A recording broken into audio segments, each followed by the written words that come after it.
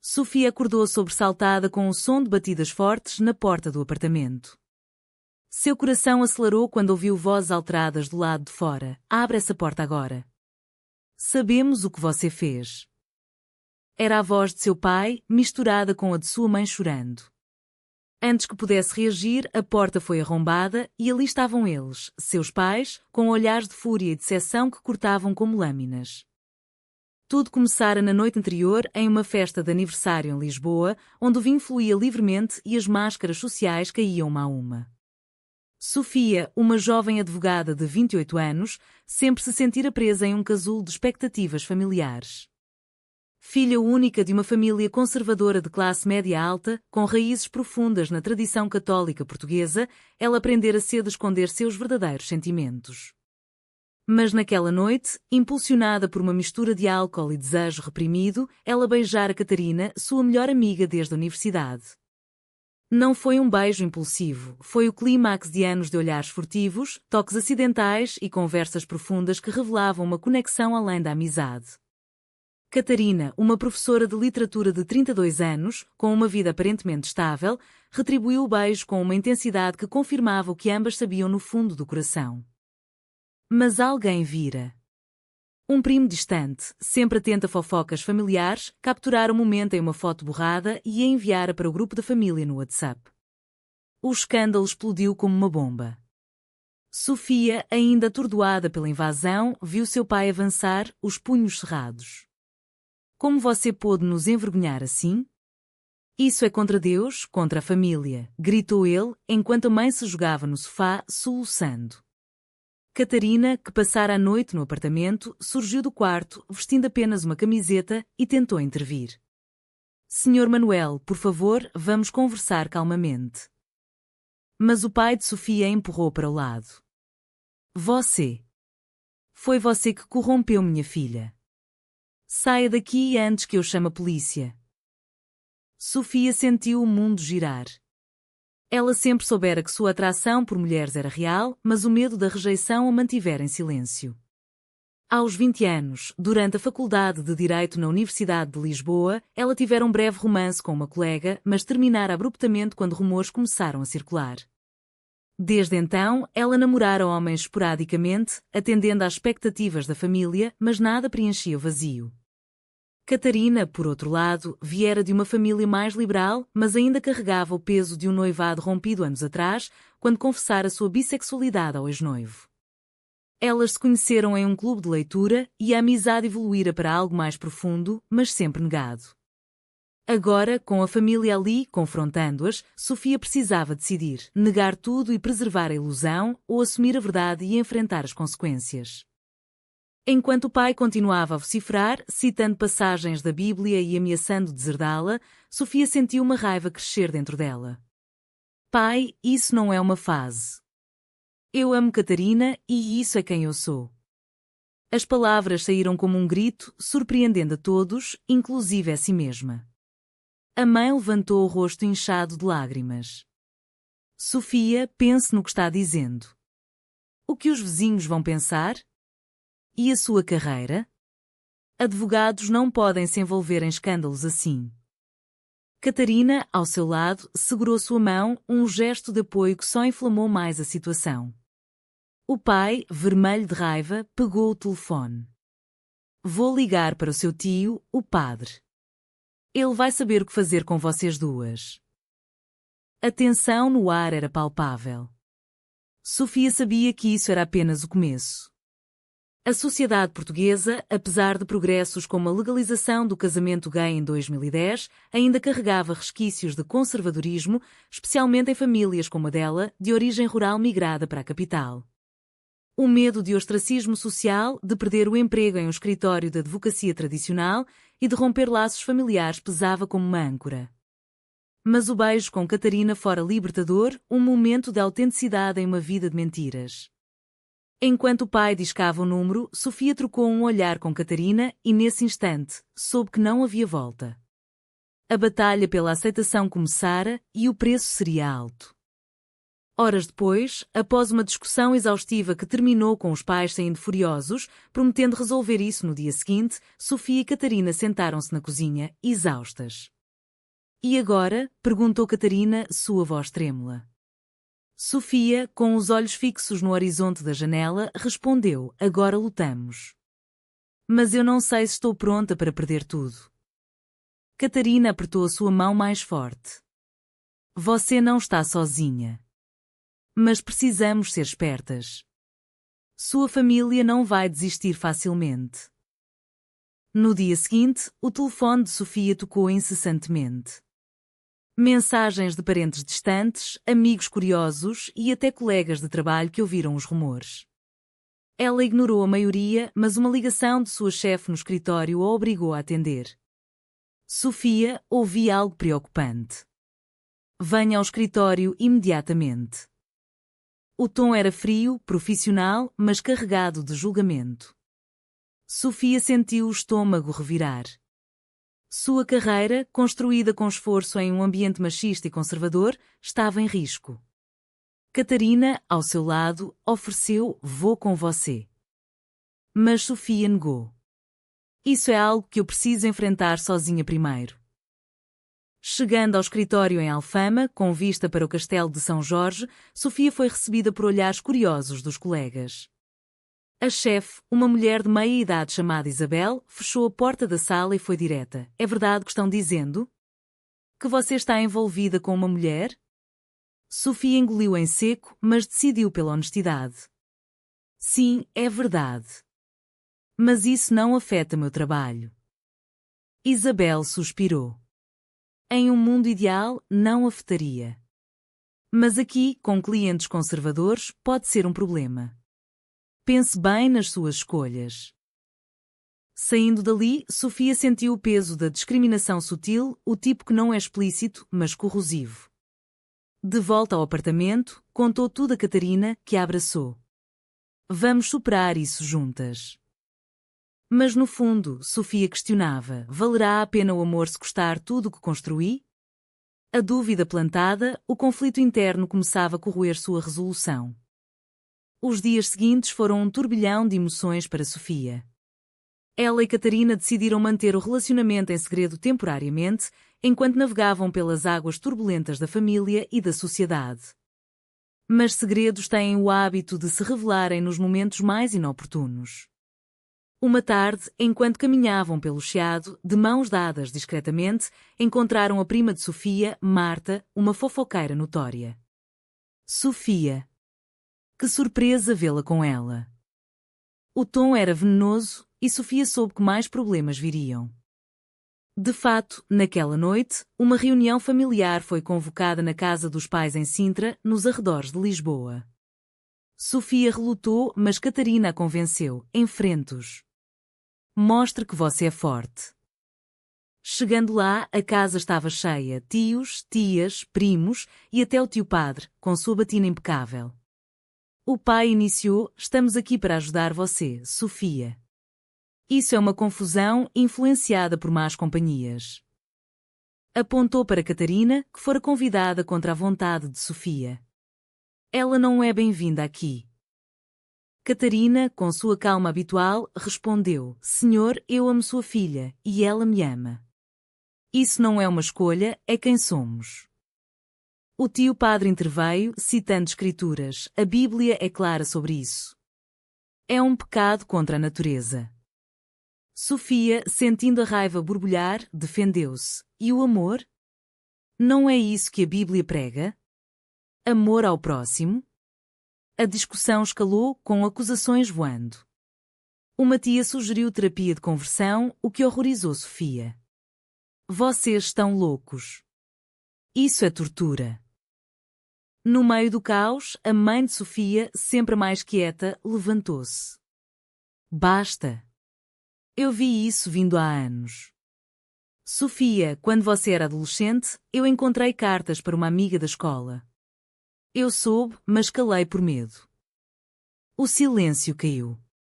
O pai olhou para ela, chocado. Você sabia e não disse nada? A mãe assentiu, lágrimas nos olhos.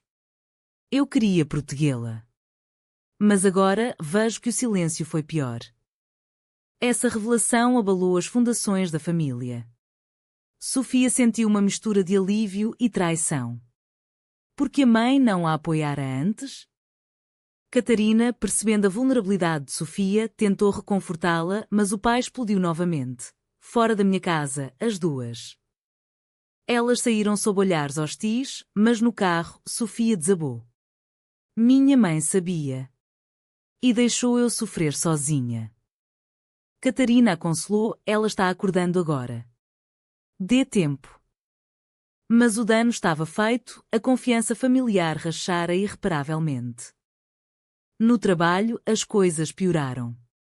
Um cliente importante, um empresário conservador, cancelou uma reunião ao ouvir os rumores. Isabel chamou Sofia novamente. Você precisa decidir sua vida pessoal ou sua carreira. Sofia, furiosa, rebateu. Por que eu devo escolher? Homens heteros não escolhem.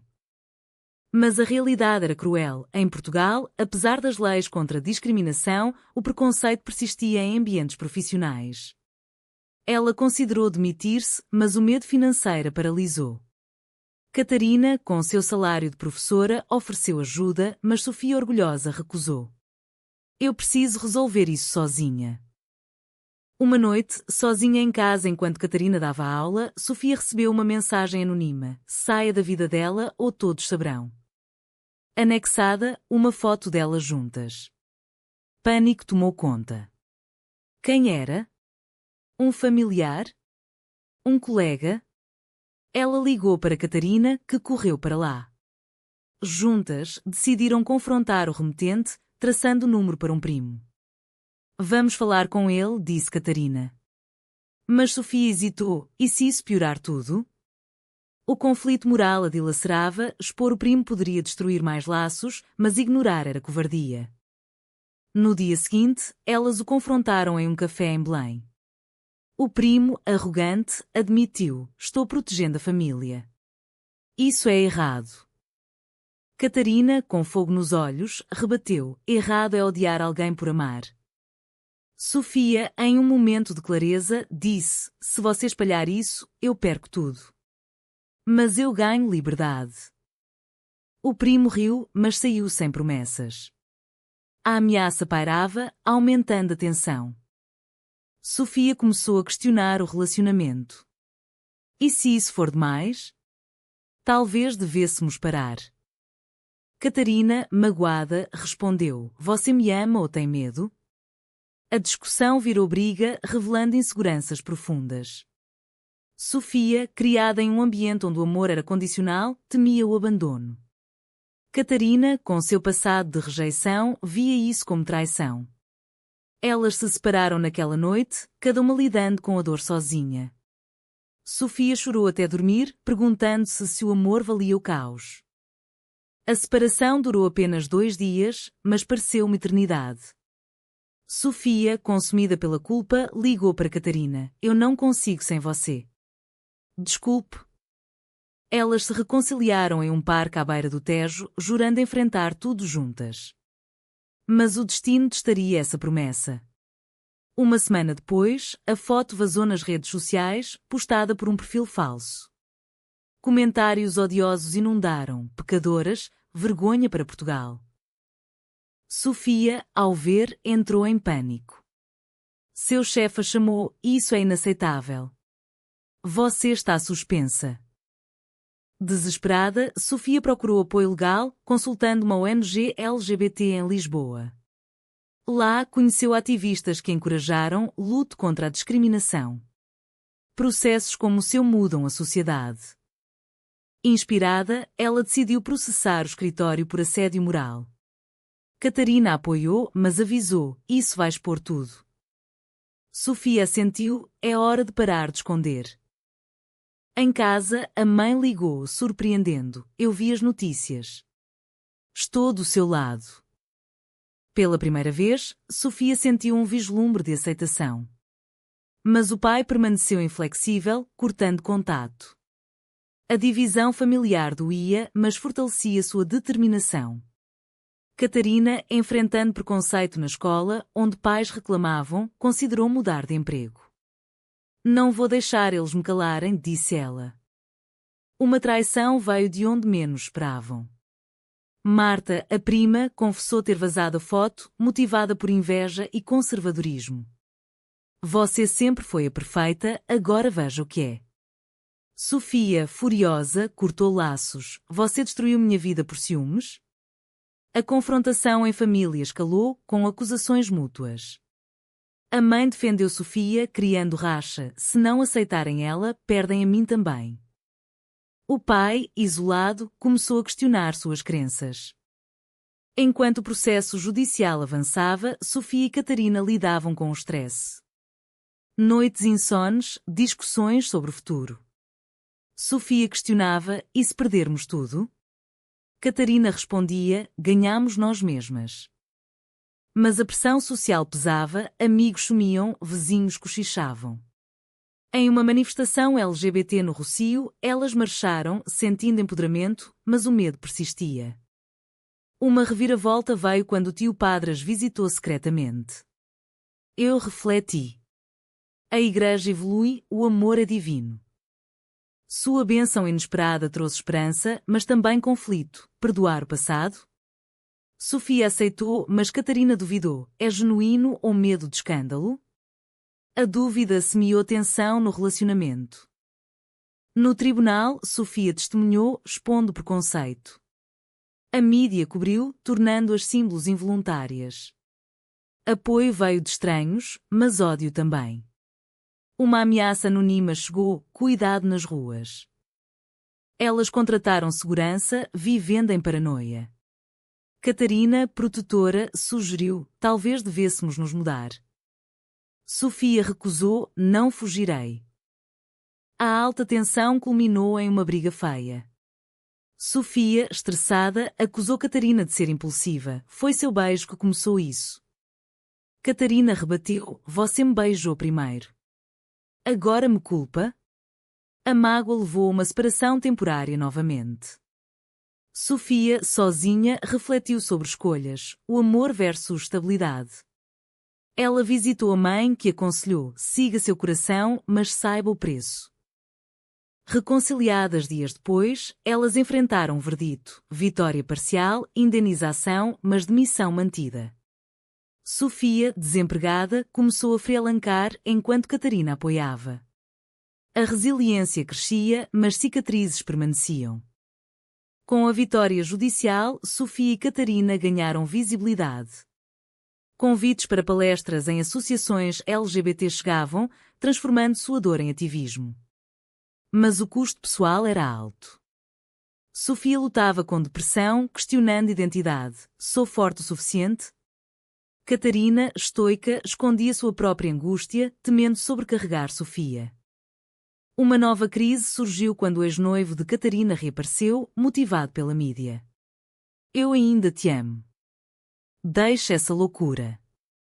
Catarina rejeitou, mas a dúvida plantada afetou Sofia: você sente falta de uma vida normal? Catarina negou veementemente, mas a insegurança corroía. Elas decidiram terapia de casal, explorando traumas. A terapeuta, uma mulher experiente, ajudou: o amor requer trabalho, especialmente sob pressão social. Na família, progressos lentos. O pai, influenciado pela mãe, ligou: quer conversar. Em um jantar tenso em casa, ele admitiu: eu errei. O medo me cegou.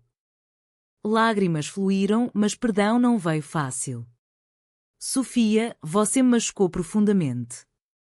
Ele prometeu mudar, mas ações falavam mais alto. Ele começou a ler sobre direitos LGBT, um passo pequeno mas significativo. Sociedade reagia mista. Em Porto, durante uma palestra, elas enfrentaram protestos conservadores: fora, pecadoras. Mas aplausos de jovens as motivaram. Catarina, inspirada, escreveu um artigo sobre sua jornada, publicada em um jornal nacional. Reações variaram: apoio de progressistas, ódio de tradicionalistas. Uma carta anônima ameaçadora chegou, forçando-as a relatar à polícia. O conflito ético surgiu quando Sofia descobriu que um colega vazara informações do escritório. Confrontá-lo publicamente ou perdoar? Ela escolheu expor, levando a demissão dele, mas sentindo culpa. Vingança ou justiça? Catarina apoiou justiça. Ele escolheu odiar.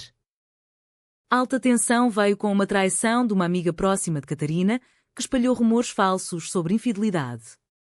Ela disse que você flertou com um homem. Sofia, incrédula, confrontou Catarina. É mentira. Mas a semente da dúvida germinou, levando a uma briga explosiva.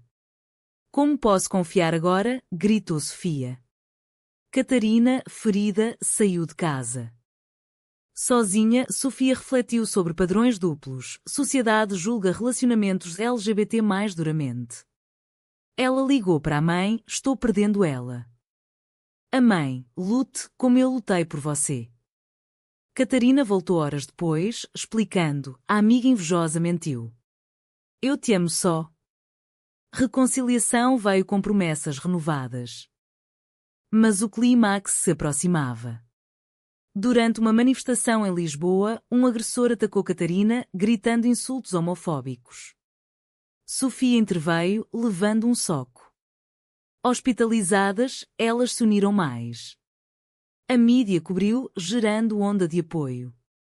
O pai visitou, chorando, desculpe por não protegê-las antes. Esse momento de food wake-up consolidou a família. Recuperando, elas planejaram o futuro, casar? Adotar? Mas realidades sociais temperavam sonhos.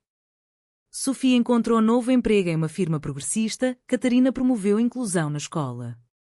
O amor, testado, emergia mais forte, mas com cicatrizes. Os meses seguintes trouxeram calmaria relativa. Sofia e Catarina, agora noivas, planejavam um casamento discreto em Cascais, com vista para o Atlântico. A família, reconciliada em parte, com parceria.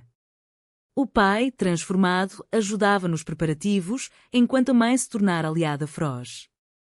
Mas sombras persistiam, amigos perdidos, carreiras alteradas, traumas não curados.